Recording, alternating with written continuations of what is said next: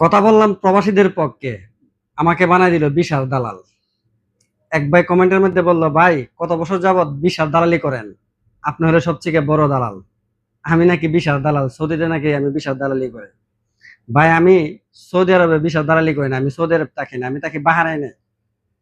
আপনার যদি কেউ পরিচিত কেউ বাহারাইনে থেকে থাকে, যদি কোনো ব্যক্তি একবার বলতে পারে যে সে বিশাল দালালি করে একজনকে প্রবাসে আনছে 15 বছরের মধ্যে, শুধু আমি এর আগে কিন্তু একটা ভিডিওতে বলছি যে শুধু আমার ছোট ভাইকে প্রবাসে আমি আনছি 15 বছরের মধ্যে, তাও যে আনছি আমার নিজের দোকানে। আপনারা, আমি বারবার বলি যে না বুঝে একজনের উপরে কোনো ধরনের এক্সাম ঢেলে দিবেন না। আমাকে তো দালাল বানিয়ে দিলেন। আমি তো দালালদের বিরুদ্ধে কথা বলেছিলাম।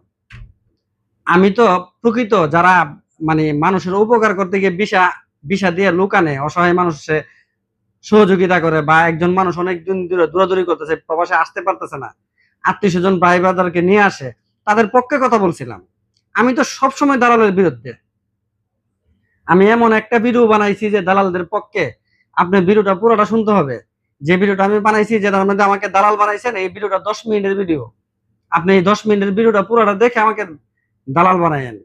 আমি এই পর্যন্ত 15 বছর যাবৎ বাহারানের টাকা অবস্থায় একটা ব্যক্তিকেও আমি প্রবাসে আনি নাই, একজনকে আনি নাই। আমি জানি দিন শেষে আমাকে দালাল বানিয়ে দিবে তারা। তারা আমাকে নিয়ে কন্টেন্ট ক্রিয়েটর ভিডিও বানাবে, দালাল তোকে দেখে নিব, দেশে আসলে তোকে দেখে নিব, তুই আমাকে আয় না, এরকম কাজ দিছে তো ওইরকম কাজ দিছে। দেশের মধ্যে তো সব আমরা যারা থাকি আমরা নিজেরা মনে করি, দেশের বাহিরে মনে হয় টাকার গাছ লাগাইছে, ওই টাকার গাছ থেকে পাইরে পাইরে আমরা দেশের মধ্যে পাঠাই। আর আমরা তো দেশে যাওয়ার সময় ভালো পারফিউম সেন্ট মাইরা দেশের মধ্যে যাই, মানুষ মনে করে যে কত কি। এই প্রবাসীরা, যারা প্রকৃত প্রবাসীরা, তারা বুঝতে পারে যে প্রবাসীরা টাকা ইনকাম করতে কত কষ্ট লাগে।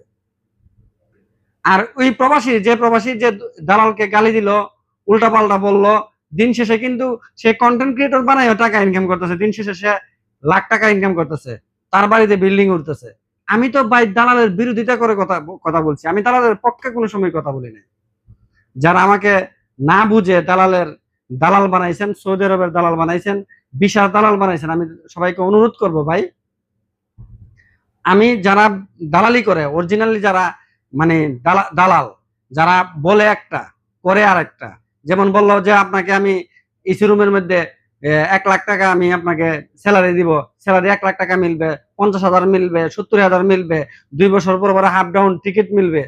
তারা হলো দালাল। আইসা দেখলেন যে আপনাকে মাঝদারা বিষয় দিয়ে দিচ্ছে, মাত্র 15,000 টাকা বেতন না বলতেছেন, তাদেরকে গালি দেন।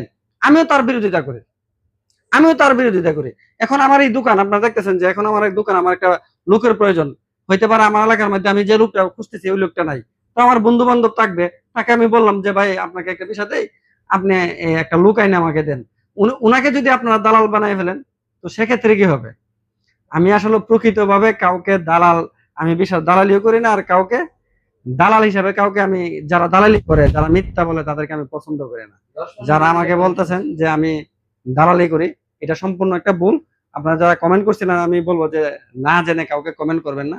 আমি কোনো ধরনের বিশাল দালালি করি না। আমি তাকে বাহারাইনে, আপনারা বলতেছেন আমি তাকে সৌদি আরবে, আসলে আমি সৌদি আরবে থাকি না, আমি তাকে বাহারাইনে 15 বছর যাবত একজন ব্যক্তিকে আমি ভিসা দিয়ে প্রবাসে আনি নাই। জানি দিন শেষে তারা আমাকে গালি মারবে। যারা আমার এই ভিডিওটা দেখছেন, হয়তো পারে যারা মহব্বতের লোক, তারা বুঝতে পারবেন বিষয়টা। ধন্যবাদ।